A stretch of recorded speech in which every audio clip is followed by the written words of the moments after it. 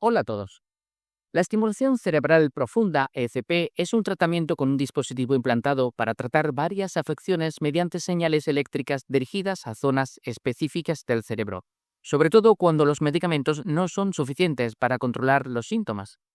El sistema de ECP tiene cuatro partes: los electrodos o derivaciones, que son cables delgados y aislados que se colocan dentro del cerebro; los anclajes, que sujetan las derivaciones al cráneo; el neuroestimulador, que genera la corriente eléctrica y se implanta bajo la piel, normalmente debajo de la clavícula como un marcapasos; y, en algunos casos, una extensión, un cable que conecta la derivación al neuroestimulador.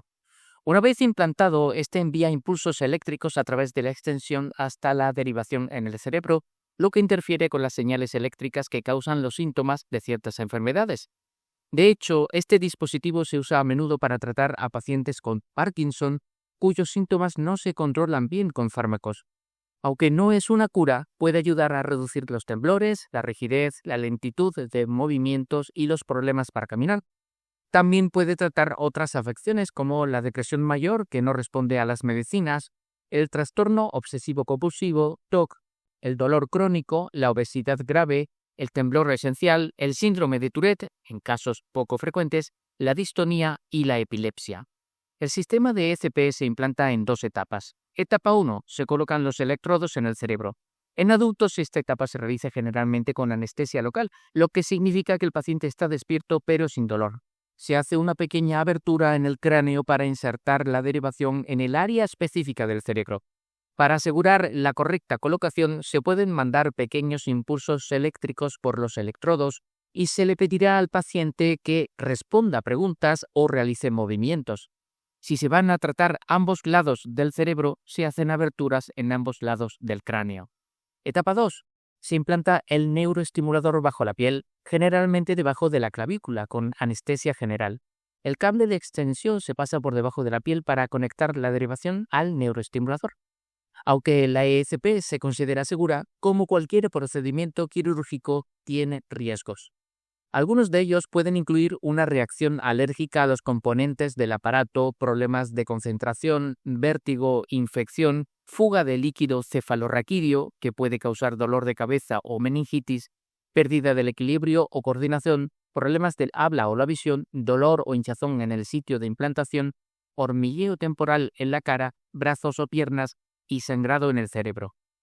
También puede haber complicaciones asociadas a cualquier cirugía cerebral, como coágulos sanguíneos, hinchazón cerebral, coma, confusión, infección, convulsiones, accidente cerebrovascular y problemas con el habla, la memoria, la visión o la coordinación.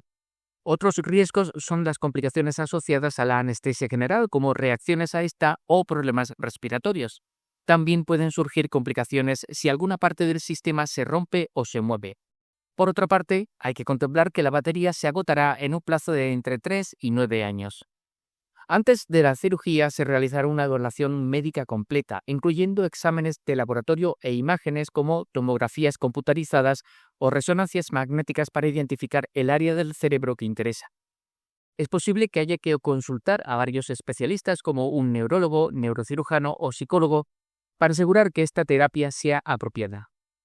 Es importante informar al cirujano sobre los medicamentos que se están tomando, incluyendo suplementos y medicamentos de venta libre, el consumo de alcohol y cualquier afección médica preexistente como diabetes o enfermedades cardíacas.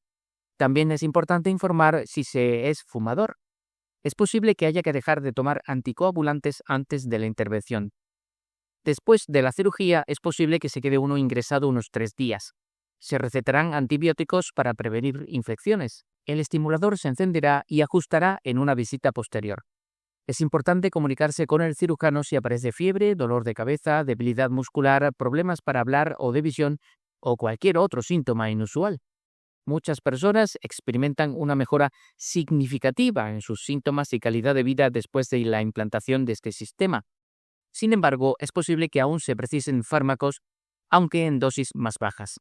Esta terapia podría no ser adecuada para personas mayores de 70 años o con problemas de salud preexistentes. En todo caso, es importante discutir los beneficios y riesgos de la cirugía con el médico. Por último, conviene saber que este procedimiento es reversible. Se puede anular si es necesario. Nada más por hoy. Espero que hayas encontrado útil esta información. Muchas gracias.